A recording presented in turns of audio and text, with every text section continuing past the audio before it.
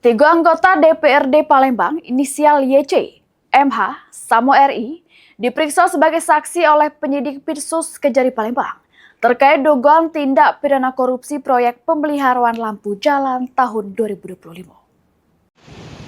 Penyidik Pirsus Kejari Palembang balik lagi melakukan pemeriksaan saksi penyidikan dugaan tindak pidana korupsi juru proyek pemeliharaan lampu jalan tahun 2025. Dari informasi yang dihimpun, kali ini penyidik memeriksa 3 wong saksi yang galo-galonya merupakan anggota DPRD Kota Palembang inisial YC, MH, Samo RI.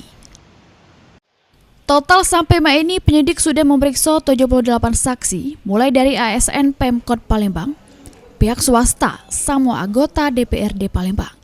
Dari 78 tersebut, sebanyak 14 wong anggota DPRD Kota Palembang. Heru Wahyudi, PAL TV.